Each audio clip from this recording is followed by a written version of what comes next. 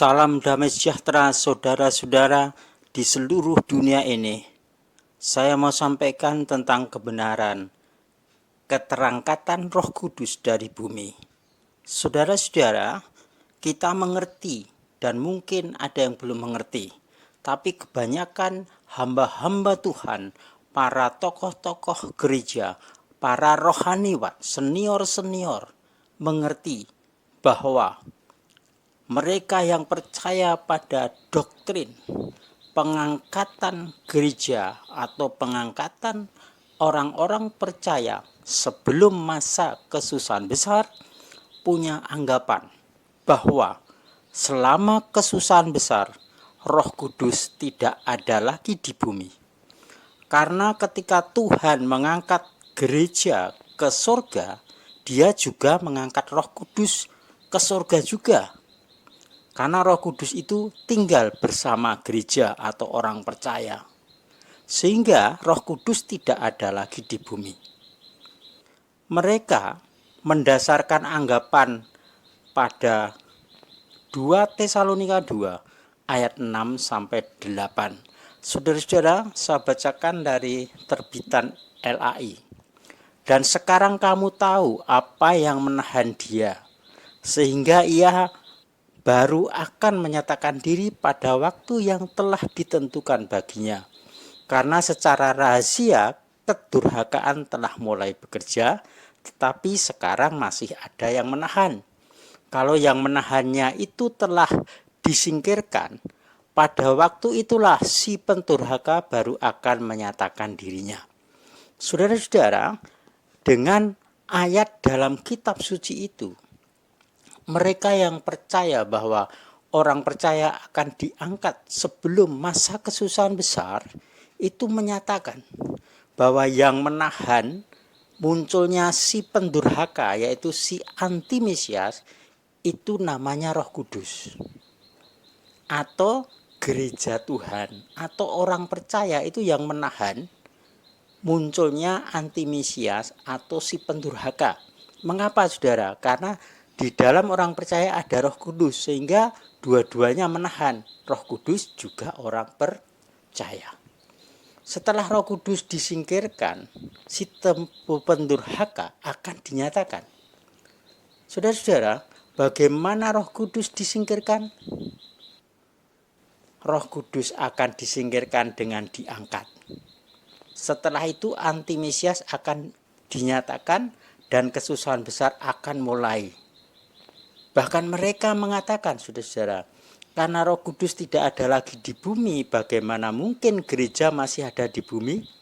Karena itu seluruh gereja atau orang percaya pasti diangkat sebelum kesusahan besar. Itulah saudara-saudara pendapat saudara-saudara kita, dan ini bukan orang biasa saudara, tokoh-tokoh kekristenan. Ada yang berpendapat sampai sekarang ini. Bahkan beberapa minggu yang lalu saya mendengar seorang pendeta terkenal berkhotbah bahwa kalau Roh Kudus nanti sudah diangkat bersama kita orang percaya, barulah si anti-Mesias itu datang. Karena kitalah yang menahan munculnya si anti-Mesias. Saudara-saudara, itulah pendapat mereka. Benarkah itu sesuai kitab suci? Kita bisa melihatnya saudara-saudara dalam penjelasan berikut ini.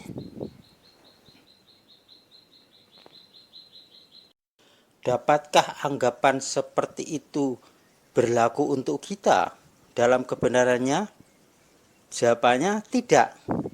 Kita mempunyai banyak bukti di dalam kitab suci untuk membuktikan bahwa anggapan yang menyatakan munculnya anti-Mesias itu ditahan oleh gereja atau Roh Kudus itu adalah tidak benar sesuai kitab suci. Mari kita lihat saudara-saudara. Pertama, kita perlu bertanya, apakah yang menahan itu Roh Kudus atau gereja Tuhan? Kitab suci menyebut Roh Kudus dengan banyak nama saudara. Misal roh itu, roh hikmat, roh wahyu, roh penghibur, atau juga roh kebenaran. Ayat kitab suci yang mana yang mengatakan bahwa Roh Kudus adalah yang menahan munculnya si antimesias atau munculnya si pendurhaka? Saudara-saudara, tidak ada ayat kitab suci yang mengatakan bahwa Roh Kudus adalah yang menahan. Mengatakan bahwa yang menahan adalah Roh Kudus jelas merupakan anggapan belaka. Jadi rekayasa mereka. Ngotak-atik firman tapi enggak pas dengan firman itu. Jadi malah menyesatkan saudara-saudara. Berikutnya, apakah kitab suci mengatakan bahwa selama kesusahan besar Roh Kudus tidak berada di bumi? Mereka mengatakan tidak ada Roh Kudus di bumi selama kesusahan besar. Itu pendapat mereka pertama, saudara. Tapi mereka juga berpendapat selama kesusahan besar orang-orang yang tidak terhitung banyaknya akan diselamatkan. Bagaimana kedua hal itu dapat dipadukan? Bertolak belakang kan, saudara. Jadi mereka itu yang mengatakan selama kesusahan besar orang yang tak terhitung banyaknya akan diselamatkan. Tapi mereka juga berpendapat bahwa tidak ada Roh Kudus di bumi selama kesusahan besar. Saudara-saudara, Roh Kudus tidak ada lagi di bumi. Namun orang yang diselamatkan lebih banyak daripada ketika Roh Kudus ada di bumi. Ya, saudara pikir ini ajaran macam apa, saudara-saudara? Ini ngawur kan? Dan ini sungguh menyesatkan. Karena itu saya tergerak untuk menyampaikan firman ini, saudara. Jadi mereka itu asal ngomong aja. Untuk mempertahankan teori mereka bahwa mereka akan diangkat sebelum masa kesusahan besar. Kita mesti percaya, saudara. Kalau ada satu orang diselamatkan, itu adalah karya Roh Kudus. Termasuk dalam masa kesusahan besar. Karena yang lahir dari daging adalah daging dan yang lahir dari roh adalah roh. Jadi dari ayat ini kita mengerti bahwa Roh Kudus selama masa kesusahan besar tetap ada di bumi. Kemudian berikutnya saudara, kita membaca di dalam kitab Wahyu atau Gilyahna pasal 4 ayat 5 mengatakan demikian saudara. 7 obor menyala-nyala di hadapan takhta itu. Itulah ketujuh roh Elohim atau roh Tuhan. Saudara, dalam Wahyu 5 ayat 6 juga dikatakan, aku melihat titik-titik bla bla bla bla bla berdiri seorang anak domba seperti telah disembelih, bertanduk 7 dan bermata 7. Itulah ketujuh roh Tuhan yang diutus ke seluruh bumi. Kitab suci memberitahu kita, saudara-saudara, bahwa selama kesusahan besar Roh Kudus benar-benar bekerja. Karena kitab suci mengatakan dia diutus ke seluruh bumi. Haleluya, saudara. Haleluya. Juga kalau saudara baca di dalam kitab Gilyahna atau Wahyu 3 ayat 10, saudara, saudara akan melihat di situ Tuhan atau Elohim terhadap umat yang setia melakukan firman-Nya itu dilindungi atau dipelihara oleh Tuhan dalam masa kesusahan besar atau dalam aniaya besar. Kalau Tuhan mengatakan melindungi umatnya dalam masa kesusahan besar, itu berarti Roh Kudus tetap bersama umat kudusnya. Berarti Roh Kudus tetap ada di bumi. Karena yang menguatkan, melindungi, memberi terang itu Roh Kudus. Kemudian di dalam kitab Efesus 6 ayat 10 sampai 18, saudara bisa baca di situ. Dan di situ ditekankan umat Tuhan itu harus siap sedia untuk menghadapi musuh-musuh mereka dalam masa kesusahan besar. Salah satunya dikatakan di situ, saudara, bahwa mereka harus berdoa dengan tekun di dalam Roh Kudus. Berarti apa, saudara? Roh Kudus tetap bersama umatnya selama masa kesusahan besar. Karena berdoa di dalam roh adalah di dalam pimpinan dan tuntunan Roh Kudus.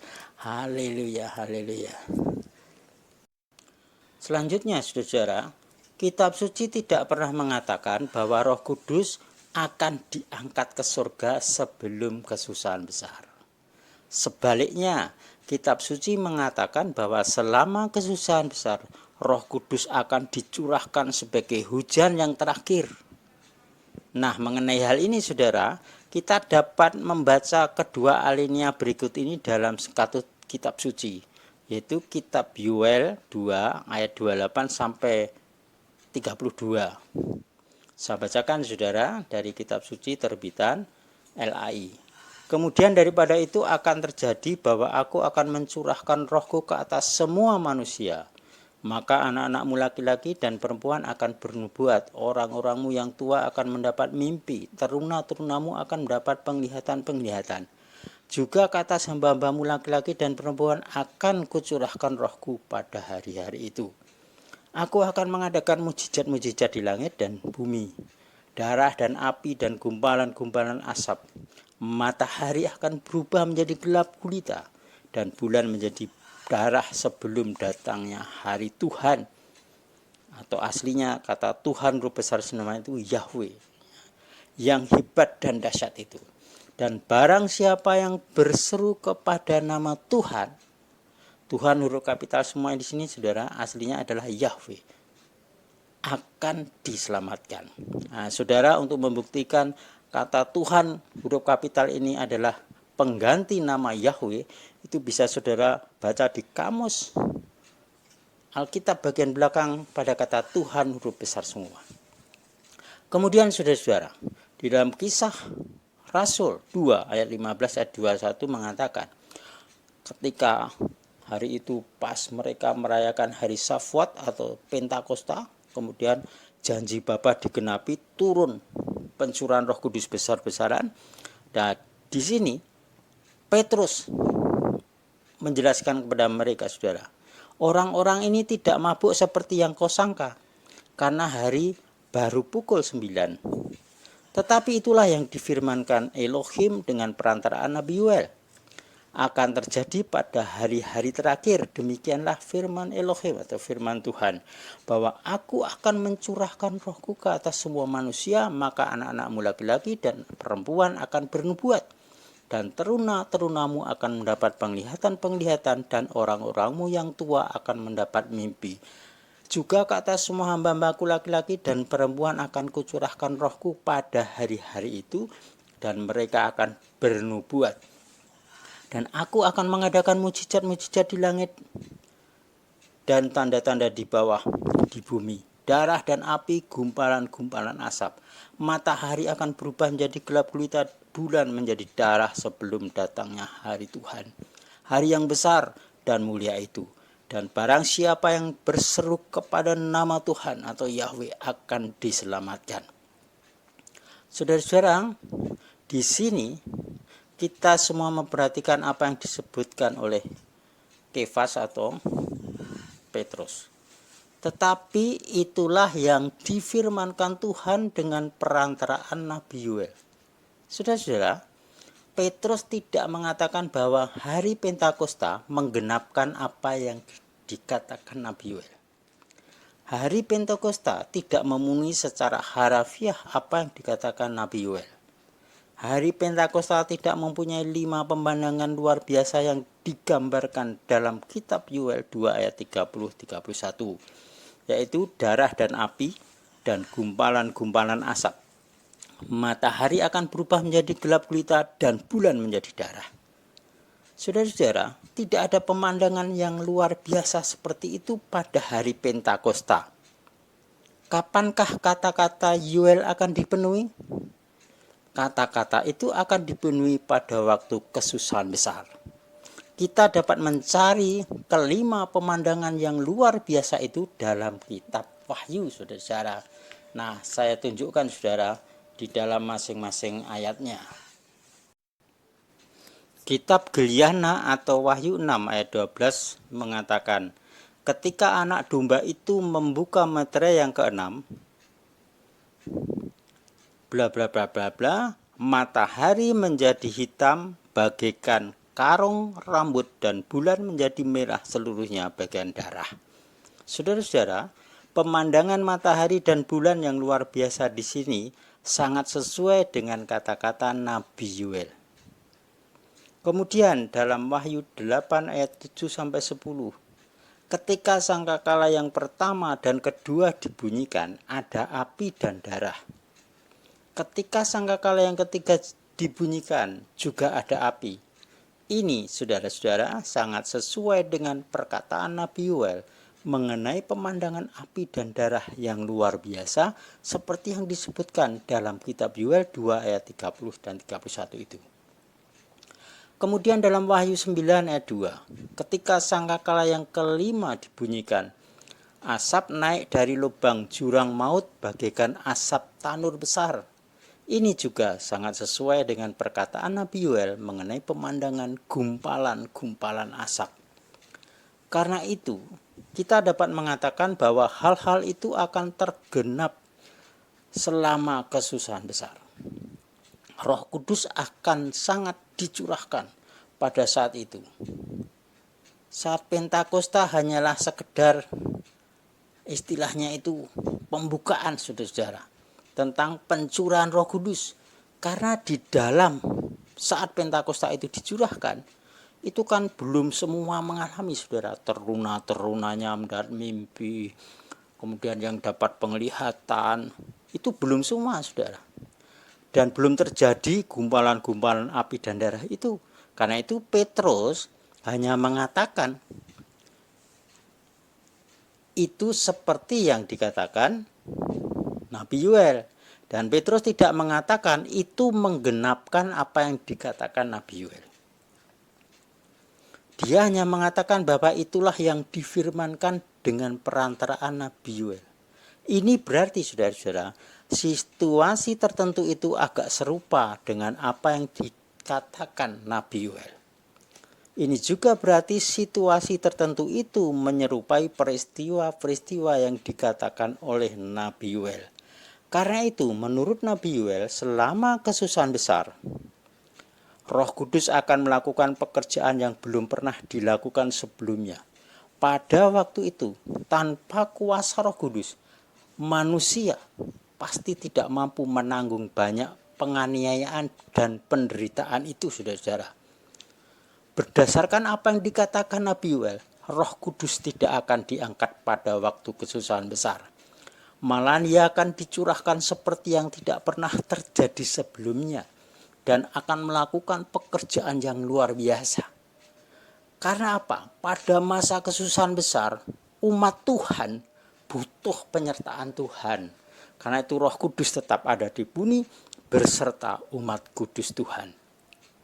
Jika selama kesusahan besar Roh Kudus masih berada di bumi, maka pemikiran saudara-saudara kita yang mengatakan bahwa gereja diangkat sebelum masa kesusahan besar bersama Roh Kudus, bahwa keterangan Roh Kudus merupakan keterangkatan gereja.